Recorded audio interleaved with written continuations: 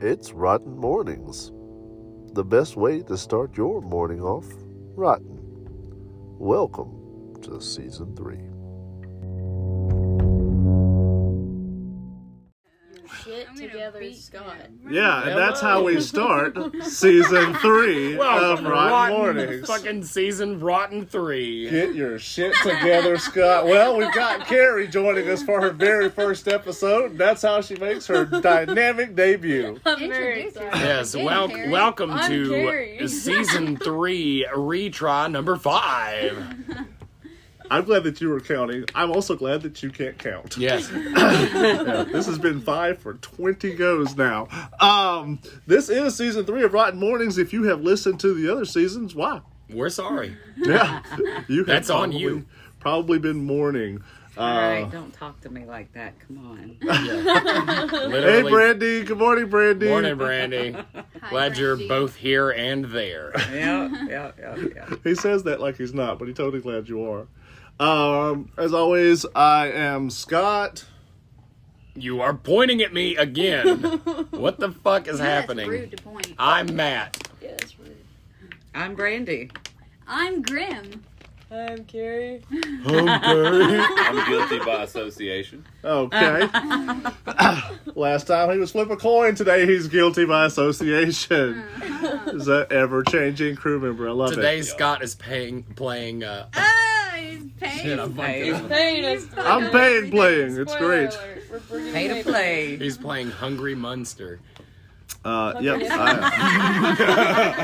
Yeah, it took a while for that joke to get out, but it landed flat. So, what are we here for?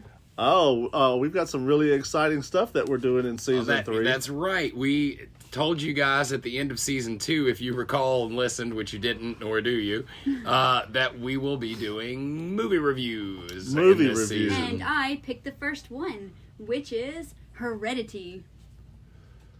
I'm glad. I was scared I watched the wrong film. Shit, well, that's the Kevin Costner gig. Yeah. I just fucked up the game. Fuck. That's right, guys. So we will be doing movie reviews. The first one is Hereditary. That's Grimm's film. That was her selection.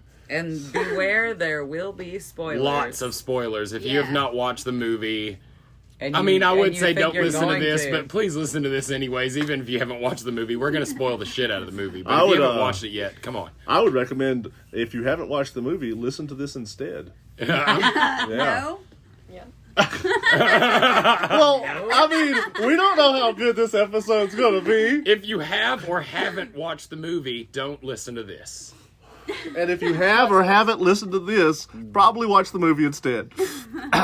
All right. Feel free to listen to this and then go watch it for yourself and tell us everything we got wrong.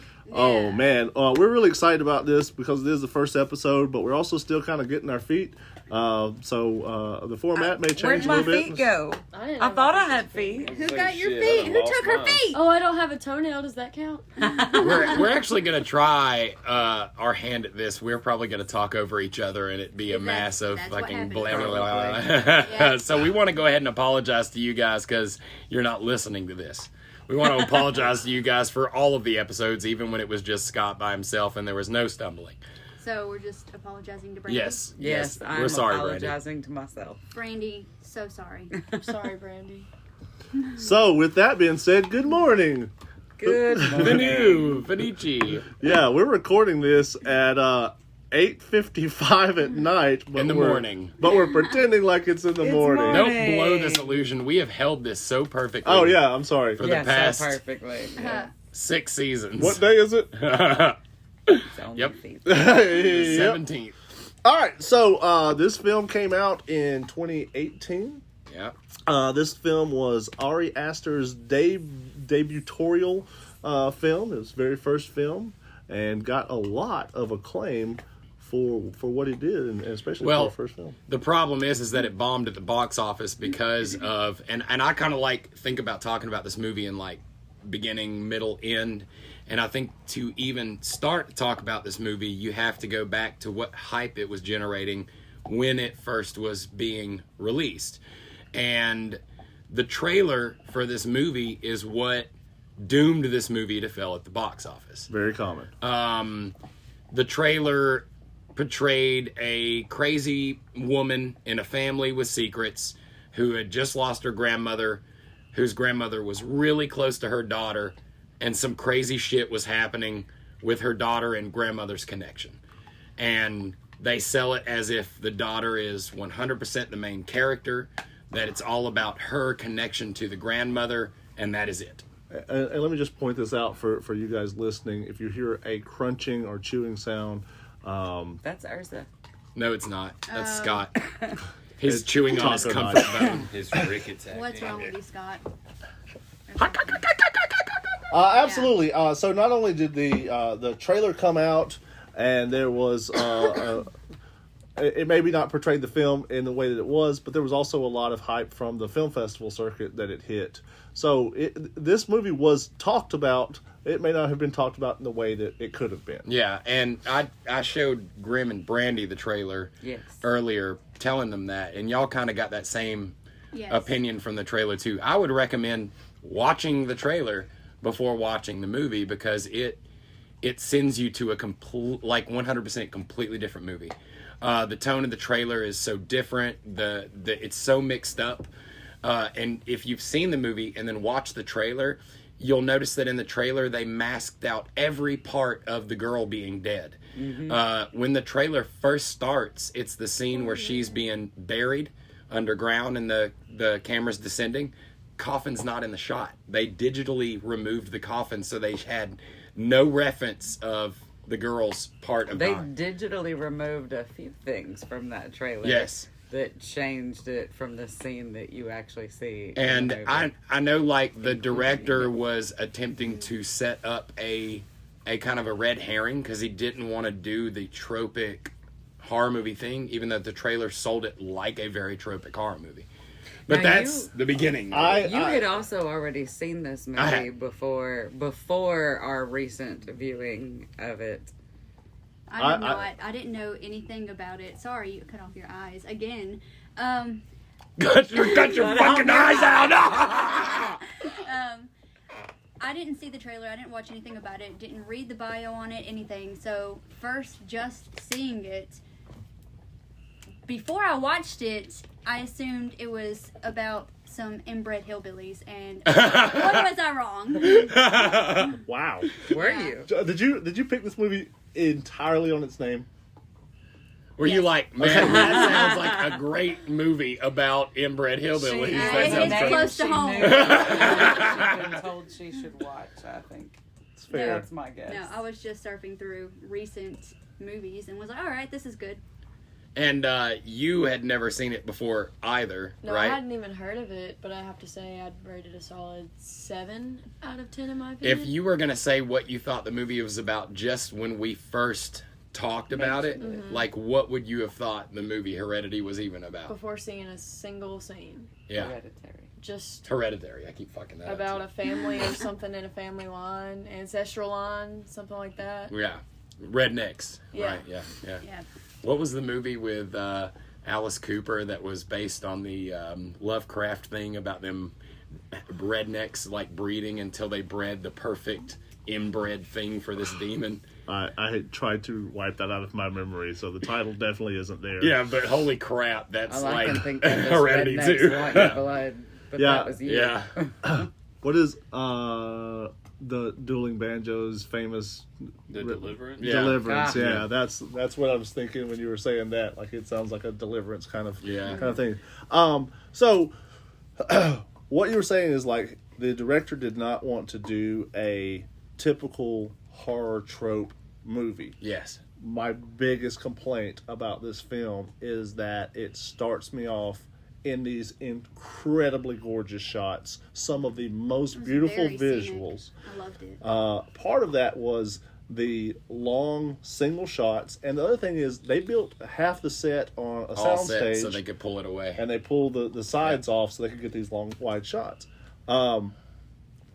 The first 2/3 of this film, beautiful, gorgeous, completely different, a little slow. Last third of this film, ad for Peloton. Okay. So that's your I that's didn't get your that reference, but okay. The demon was Peloton. no, it was Payman. Payman. Yeah, King Payman. Payman. He's the I had the volume really low and Yeah. the subtitles on, so it was like, buy Peloton. And I was like, what? I don't know why Jughead from the Archies is trying to sell me on a workout machine. I Paymon. liked all He's the actually- leading up to that Oh ending. wow. He's actually in the Key of Solomon book. He's one of the. He is. Yeah. Not Key of Solomon. It's a different book, but that's, I know what you're talking about. Yeah, but so how do you want to do this? Do you want to go around the room and like get everybody's opinion? Because I have like some. I think starting off and just interjecting is the best. Let's I just have do some it. very Do it. strong opinions about every piece of this movie. Sure. Starting off with like what you said on the 2/3 thing, that you said that the first 2/3 of this movie was one thing, the last third was a different. There are iconic shots that you cannot forget in this movie. One being the draw into the room, the very first shot through the miniatures. Completely agree. The second shot when the casket is being buried and the camera follows it underground. Agreed.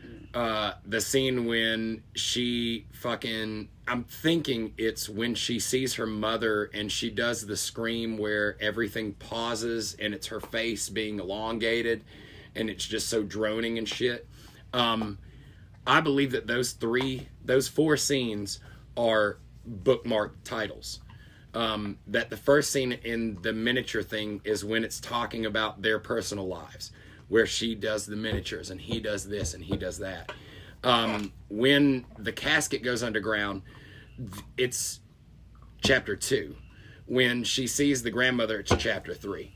And each chapter has a completely different tone, different shots, and even the little obscure things in the background lead you to the suggestion that it's meaning you to end at. And then when the chapter ends, it goes, the next chapter begins, and it's completely different, and they've changed everything. That's fair, but I don't think that the good qualities of 2.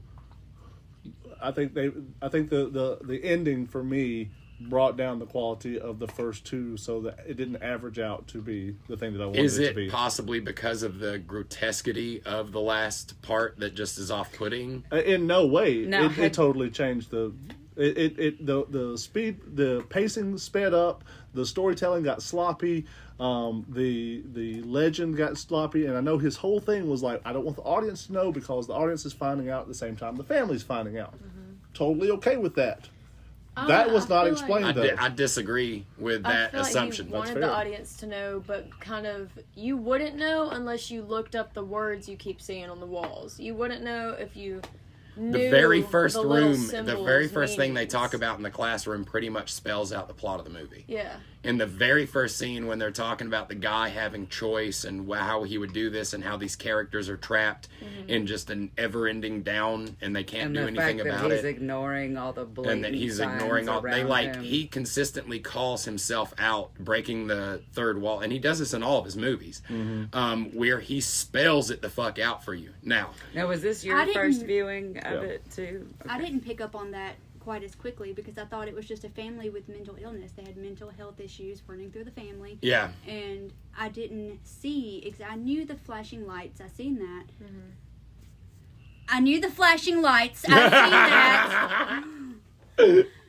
All right, there, that's it. The word satiny written on the wall, which yeah. is for necromancy. And then the word of conjuring a demon written on the wall as well. The necklace that the grandmother was wearing in the funeral, and the fact that symbol kept reappearing, which was actually the symbol for The seal of payment. Yeah. Yes. So and they had it upside down, I think. After Right. doing some research, I'm like, oh, okay, well, it's supposed to be facing the west. That's why they were all facing the west. Right, Yeah. right. Well, I say facing, their heads were off, but Well, one thing about this movie that really stood out for me was the sound. Oh yeah, the sound, Absolutely. the Love cinematography The way was it totally, amazing. yeah, the cinematography I totally was want to, great, but the sound just had this forebodingness to it, to bring in that sense of hopelessness and despair. I want to talk more about sound, but we have to take a break really quick. Give us just a few minutes, guys, and we'll be right back.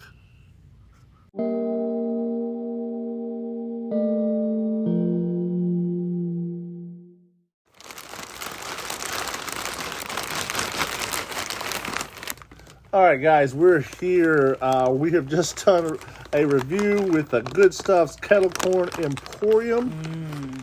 This is one of our favorite popcorns that's come out. This popcorn is amazing. Phenomenal. Oh my god, I can't stop eating it. How many flavors do they have now? Like 68? I've lost 68.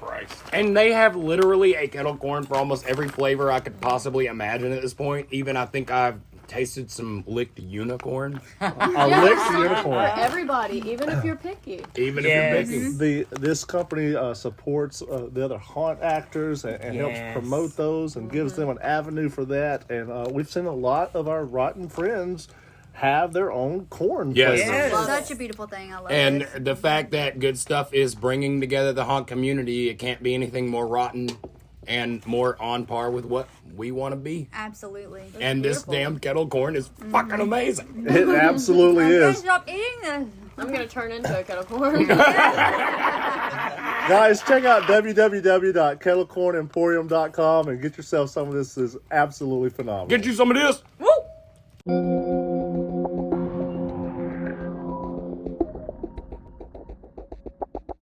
When do you want to go over the whole entire, what I think the whole plot? And we're back. Now, when we left for commercial break, we were talking about the sounds. Yes. No, I mean, I really feel like throughout the whole thing, the way the sound just kind of pulsed at you was, you know, it was relatively minimal throughout the whole thing, but it just really brought that whole foreboding feeling to it. The depression you could feel through the sound. I completely agree. I think for me, I tried to watch this film and then I tried to take the sound out of it in my head to see if I felt the same way about this film. This film was gloomy. Mm-hmm. There's no part where Toni Collette is happy in this film. She's miserable. And as the central focal kind of point of this film, as her, you're gloomy this whole film. You have there's not any roller coaster to this, and it's part of that heavy ambient music. That's one of the things that Carrie brought up when we were watching it, is we were watching it and she was like, oh, jump scare's coming. And I was like, well, this guy expects you to expect a jump scare after he does these big swells, and then it goes quiet. And there's never a jump scare. There is not jump scares in this movie at all. Sense of it's a dread, building. and then instead of being like bum bum bum, it'll come to something and be like bum bum bum bum bum, and that's all it does. Is it's just a crescendo of music. There's no bum bum bum moment in this movie at all, and that's another one of those things where he eradicated that trope. Now, complaint I have about tropes. Does seem like a lot of this movie was filmed with the art's sake. Where they were like, what is the most artistic way I could make this shot? And it almost seemed a little forced in a lot of places. Completely unnecessary. That's part of that, you talking about how it started off wonderful. It wasn't so much that they stepped away from the artsy of it. It was more along the lines of the more you saw it, the less it mattered. Because it just kept, I don't know. The last part of that movie has so much shit in the background that if you go back and watch it, you'll see something new in every freaking shot. When it first shows the shot of the house, there are at least 20 naked people all over the woods that you won't notice. It's just a really quick boop boop.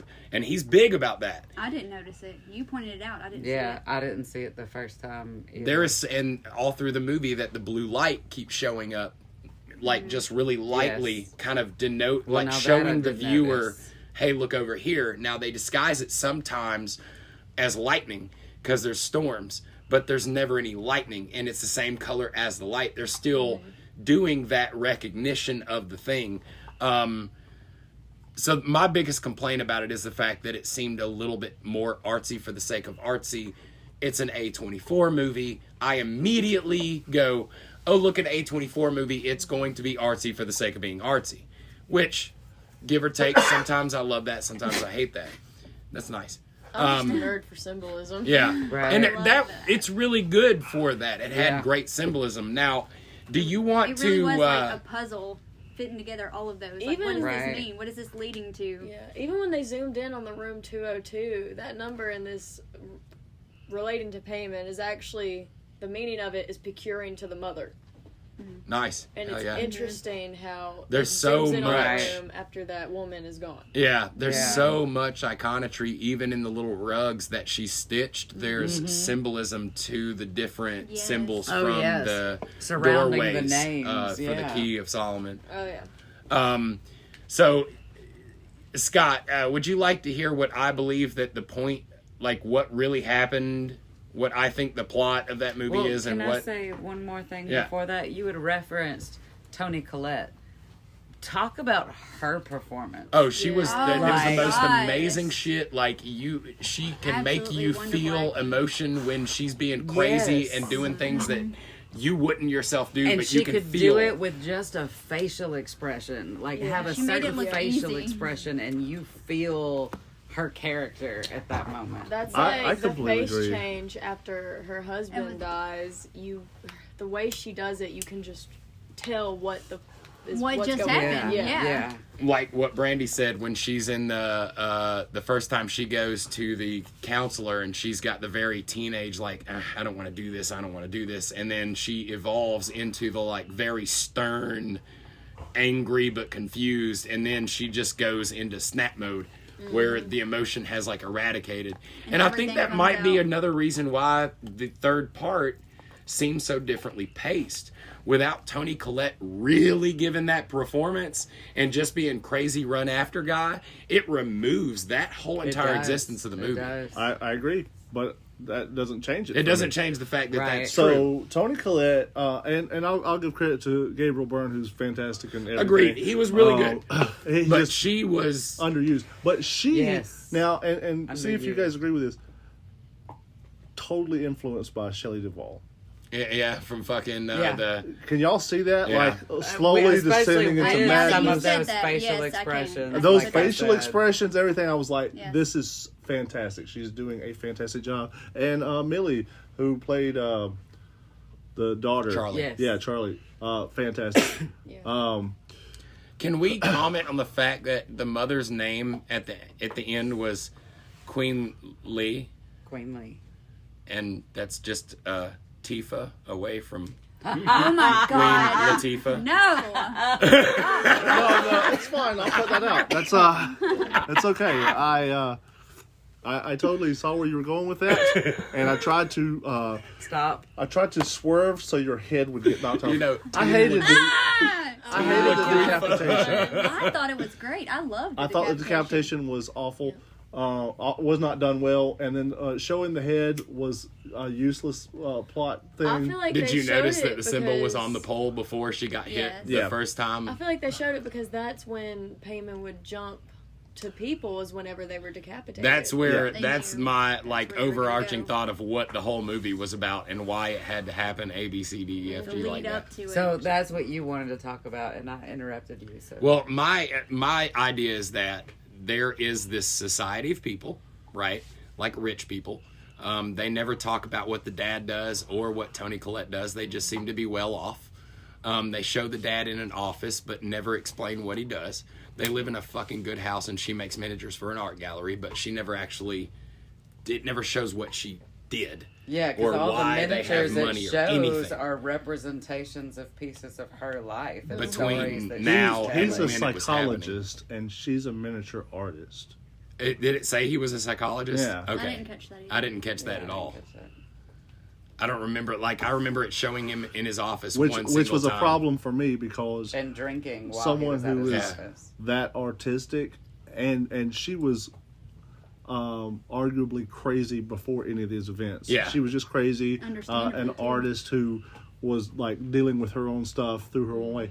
And that kind of relationship don't work. Well, also him being a therapist, but also being to the point of where he was like, here we go again with crazy fucking wife. Yeah. Like at the end when she finally figures it out and tries to tell him, probably him being a psychologist didn't really help him to believe her. Yeah, and the fact that he literally plays into her imaginative thing until it gets to a point and he's like, wait a minute, I can't do this.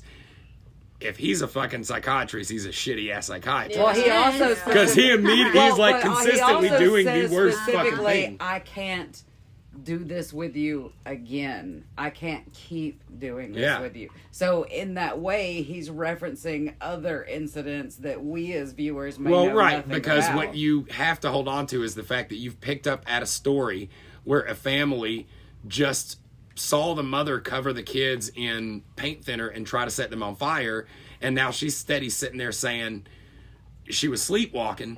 When she talks to Joan, she says, this happened. I was sleepwalking. You know it's sleepwalking. It had to be sleepwalking. I wouldn't have done it if it wasn't sleepwalking. Yeah. And then the very next scene, she's sitting at the dinner table talking about how nobody in the family will take responsibility for their actions, even though she is the classic case of not taking responsibility. Blaming the son for that. And I loved how the son turned it back and says she her. wouldn't have gone to the party. Yeah. Okay, so this is what I think the whole point is. Rich people, society, they're all trying to fucking summon these different demons from the fucking Book of Solomon. And the family that is Toni Collette's family, the grandmother had Paimon in her because it transferred from her husband. Her husband died first. Then it was in her. She wanted the fucking son because she knew the son would be good. Mm-hmm. But Toni Collette was like, you can't have my son. But she took the daughter. She tried to do her son first. Yeah. Remember, killed himself. She kept trying to put people in me. Yes, yes. And so then she decided to feed the girl from herself to try to make her stronger so it would work. That's not talked about very much either. It is not. Miniature where she's offering the breast. Yes. And when the demon... Which is in the trailer, minus the nipple. And the mother says that to the daughter, like, I would try to breastfeed you, and Mom said she wanted to feed you. And it that makes was so important. much sense now that the grandmother wanted Charlie to be a boy. Yes. Mm-hmm. So with that, so Charlie now is Paimon, right? So Charlie is moving forward through this existence, and everybody's like, okay, she's having an allergic reaction to nuts. But what if that was her body breaking down because it wasn't strong enough to hold Paimon? And as it progresses till that scene where she's really having a shock, and you assume it's because the knife was cutting the nuts and then the knife cut the cake, but it could be just that was finally that point where Paimon was trying to get out of her body. Yeah. The witches clearly knew that the post was important. A deer appears magically in the middle of the fucking road. All of that shit was almost geared to happen that way. So I believe that the only way Paimon can move from one body to another is through decapitation. So they had to cut the grandmother's head off after she died to get it into the little girl who they were prepping it for. Mm-hmm. It got into her almost right after she died, and those things started happening like more fluently until it was like, we got to take the head off of that one. When it came off the daughter, it went to the mother. And that's why the mother started kind of giving into these more suggestive things that didn't make any fucking sense at all. Yeah. Even though she didn't want to be around people, didn't want to be involved with anything. Now she's like, okay, I'll go check this lady out. Okay, I'll do this seance thing. Mm-hmm. Until it finally got to a point where it was now needed to see what the kid could do, right? So the mother, you see, is always in the background when the kid wakes up. The kid wakes up and finds his father dead. He doesn't freak out. Before that, he was at the football game and he freaked out because his heart was hurting and he was like, hold my hand. He was weak then. He was getting stronger. He sees his dad. This whole thing has made him stronger. So he's like, okay, cool. There's my dead dad, whatever. Go upstairs. Okay, mom chases me. Naked guy in the kitchen. Go upstairs. Dead grandmother. What the fuck? Okay, cool. Calm down. Calm down. He's becoming not as mentally affected. He's like, it's a dream. Wake up. Calm down. Calm down. The demon is seeing this the whole time. And then the demon decides he is right. And that's when you hear because the demon's ready to get out of Toni Collette's character. Mm-hmm. She cuts her head off. And in the scene when he falls from the window to the ground, you can see her shadow of her headless body come out of the window over him, and then you see a little tiny glitter of white float down and hit his body and consume his body. And it's that light of pain that we've been seeing. That's when Payman actually becomes the boy, and that is the fruition of the movie. The whole point was to get Payman, or whichever demon made it first, to that perfect body. And Payman himself could not decapitate himself, or would not decapitate himself, to move to another body, but he did when he finally saw that the boy was strong enough to take him. And that's why everybody knew this is the one, because Toni Collette was the only person that killed herself while under the influence of Payman. Yeah. And also, towards the beginning of the movie, after the grandmother dies, you can see where the mother opens the note from her mother. Right. Saying our sacrifice will be worth it in the end. And then later when she sees the books about Payman, it talks about riches with sacrifice. Yeah. And then at the very end, when Payman's taking over the boy and he walks up into the treehouse, you can see all the riches around him. Yep. And the whole point of that movie, where it kind of kicks you in the balls, is it's just a bunch of fucking, like, richy ass douchebags that wanted to fucking summon a demon to be richier ass douchebags. Yeah. And they're willing to fucking cut everyone's head off that's in the way of succeeding at that. Including their own children and spouses and that's like the government, because they were like, we want influence over all men, like we have given unfrail influence to you. Awesome. That is a really good synopsis of what this film is. If you guys haven't seen it, definitely check it out. We're going to take a quick break and we'll come back with some final thoughts.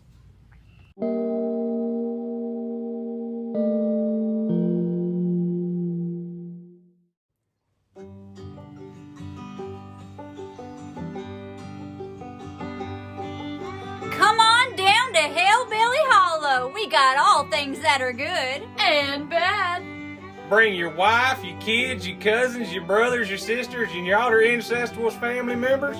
Have a good old time. The whole goddamn family. Yes, please don't forget your cousins now. Those are our favorites. The cousins are the best part. We do family discounts and reach-arounds for all. And we have a poo drop-in just for you. You come on in, get your ice-cold glass of that lemonade. It goes down mighty fine. That's right. Visit Hellbilly Hollow on Facebook or hellbillyhollow.net. You get on that there interweb and you type in Hellbilly Hollow, it'll take you right on where you need to be. And say hey to our best friend, Timmy Tim. So come see us. We'll be waiting for you. Be mighty glad to have you.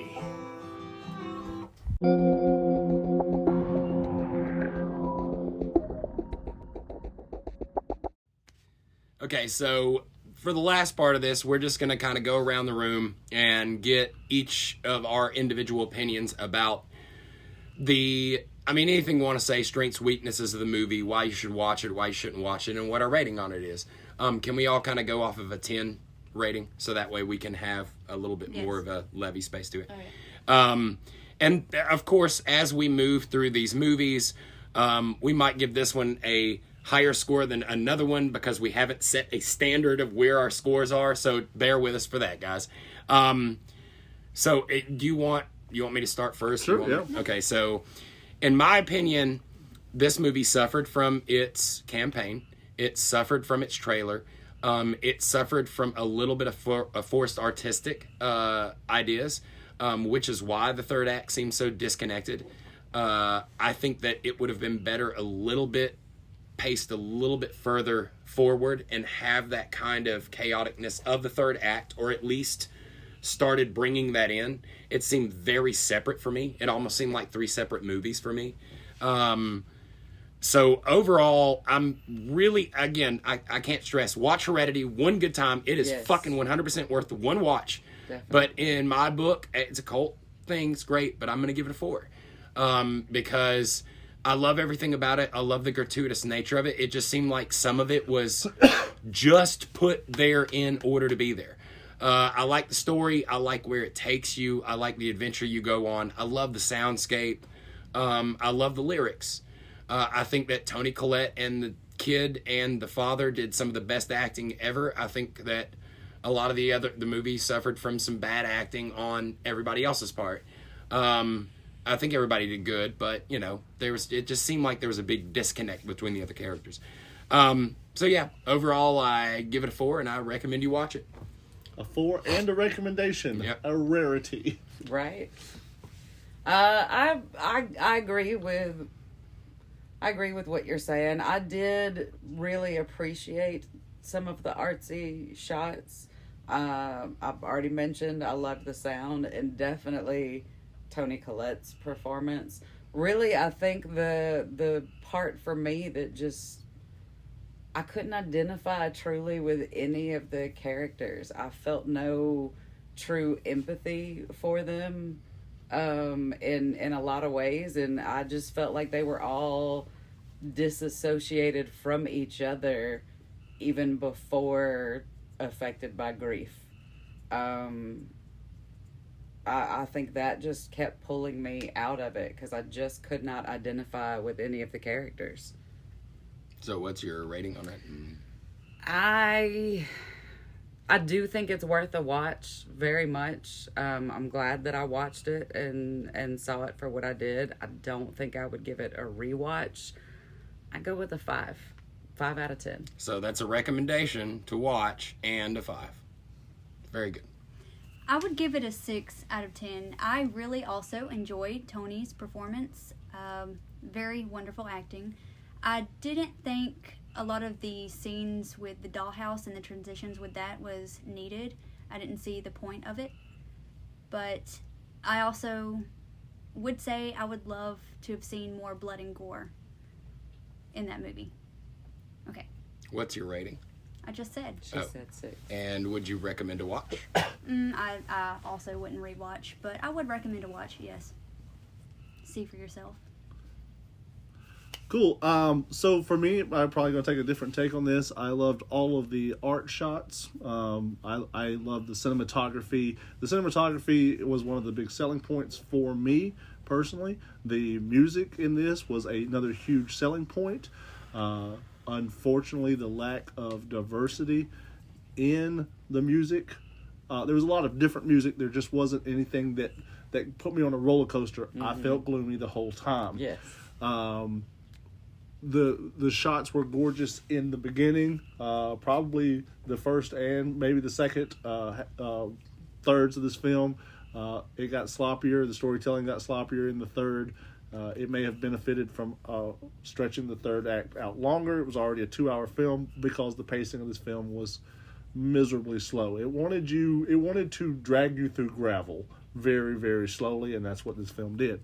That being said, I probably would give this 6.5. That seems pretty high, but there are some shots that I would definitely recommend watching just for those shots.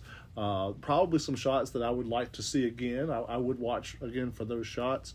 And also, as a directorial debut for Ari Aster, this was a phenomenal debut. Yeah. This was a really great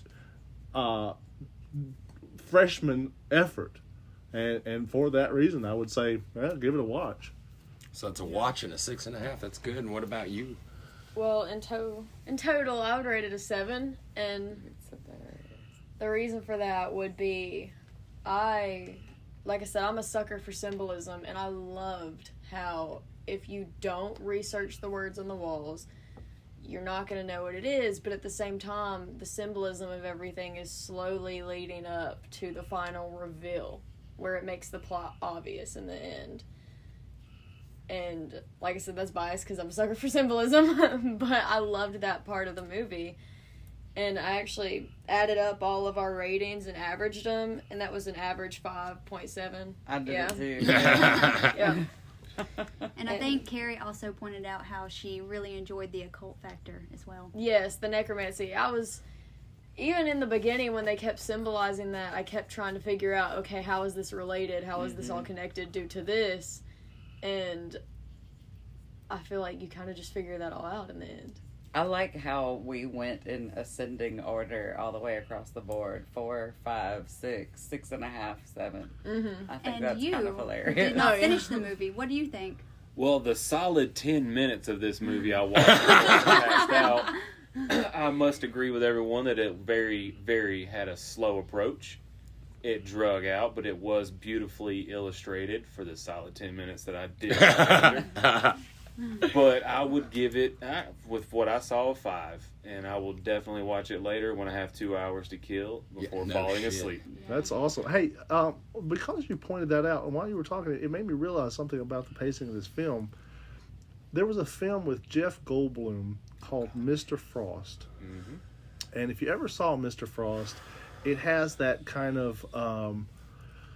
I swear to God, if you reference us to watch that movie, I'm going to beat your ass. I won't because that movie. Because that film is very, very slow in the same way. You also don't know if the narrator is being honest about who he is and what he's doing, and huge occult references without it being overtly, you don't think that that's what it is. It's like the scary version of Summersby. Of K-Pax. Yeah. It's the same thing. Except for K-Pax was just a nudge more. Yeah. But all in all, okay, so that's a 5.7 average across the board. I'd like to add a caveat, if the director is listening. I would super appreciate... Now, I understand, again, art for the sake of art. Yes. But could we please get a movie of yours where in the last 10 minutes of the movie, there's not a bunch of naked old gross people? Because every movie he has put out in the last 10 minutes has naked gross people. In the last 10 minutes. So his next film, he's... Is it naked gross people in a field? He's remaking Cocoon. If you have the debilitating disease of diabetes, you better look at Wilford Brimley's saggy wiener. Too soon. Yeah, I mean, the guy in the fucking kitchen with that smile and shit, and his, he's got a pretty impressive penis on him, too, and it's just off-putting as fuck. A very approachable penis. Yeah, it's approachable. Like the one you would introduce to stepmom. Whatever. But here's the thing. You said I there don't mind wasn't... dicks. You said there isn't any pop scares. And reading just some reviews, there was kind of back and forth, are there pop scares or not? But I would say... when Toni Collette enters the room and looks in the dark corner as she's leaving, and she sees her mother standing there, that was a pop scare to me. You could say that it's not, okay, but it's a turn. Yes. There's someone there. But the pop was when the light came on, not when the light went off. The real pop scare was I'm not disagreeing with that. Was the disappearance of her, not the appearance of her. But it harkens back to the thing that terrifies me. Out of every haunted house I've ever been in, there's one little What thing. about Charlie in the corner, and when he first saw the clothes in the corner, and then later on saw Charlie standing there in that exact same place? Same. It's a... Her being behind his shoulder up in the corner of the ceiling and then crawling in behind him could almost... Look, I love that. I love that shot. shot, but again, there are so many things in this movie that I go, they got this from that, they got this from that. 100%. The crawling on the wall. Fucking... Gothica? No, man. Come on. Exorcist 3, dude. This is literally an Exorcist-based movie, and they did exactly the same fucking thing. When Toni Collette comes running at him in the fucking kitchen, it's the same shot that it was from The Exorcist 3 when the guy comes out with a fucking scissors. Yeah. They drew so much from it. Mm-hmm. Then you see Audition. The girl's literally doing the phone wire thing. Mm-hmm. There's so much more, too. Where it's like... That's a beautiful thing, though. That's a beautiful it's an homage. Thing when you've seen enough films to where you can know where the director pulled these things from. That's why I was saying Shelley Duvall earlier. Mm-hmm. That performance, exactly. Shelley could have done that performance. But it seems like to me that this guy is definitely he knows it. There's no kind of. It doesn't seem like he just fitted in and was like, oh, I can see why he was influenced to do that. It seems like he was like, I want to put that fucking scene in my movie. That was scary. Well, when you're talking about, 2 minutes ago, when you're talking about people standing in the room, the thing is I was even telling Grim at the very first shot when it's zooming into that room, when you're far away, it kind of looks like something, there's a coat or something hanging on a figure. It looked like a figure. There was lots of different things fit in like that. Like a silhouette. On the thing.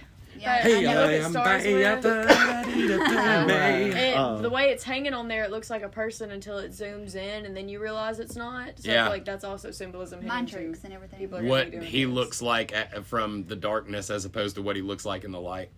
Could we say that this is what happens when Wes Anderson makes a film? Yeah, Makes a horror Wes film. Anderson makes a horror film Yeah. and gets a little bit of fucking help from Because like it's all the things. It's like the puppets. fucking it's like Exorcist. the family that's disjointed. Yeah. It's like the arty shots that are Yeah. the pacing that's really slow, and you're like, hey, are you going to get there somewhere? Right. It's just not the witty dialogue. The dialogue. That's when in like this as was she, Yeah. he's up in the treehouse and fucking It's the same. Yeah. fucking Ghostbuster comes up to him. You know, Bill Murray's up there and he's like, "Hey, buddy, hey champ, calm down. You know, this is for Tenenbaums. Paymon. You know, Yeah. No, it's not. calm down. It's cool, everybody." And then like there's all these fucking Boy Scouts up there, fucking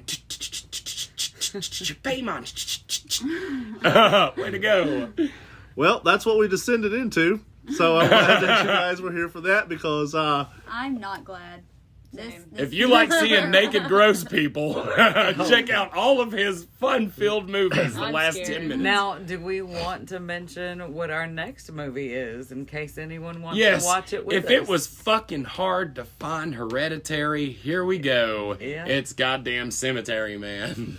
I've never heard of this. Della Morte Delamore. It is one of my favorite films. Michelle Sawabe. I don't disagree who with is, that, but that is a fucking hard film to find. It is going to be a hard film to find, and we will find it. And if you guys want to play along and watch the film before we do a review, seek out Cemetery Man. Rupert Everett is absolutely phenomenal in the role, and it is It's a one of my favorite fucking things. mind-bending roller coaster. And if Heredity is 3 movies, that movie is fucking 20. Fair enough. Any final words before we wrap this thing up? We won't I'm find it. excited for this to end. All right, Butterscotch. goodbye. And Yeah. by that, she means our friendship. Friendship. rotten. What the hell? Ooh. See what she did there, Hungry Munster? You do a lot of assuming. No, please stop, please. All right, goodbye, guys. Stay rotten.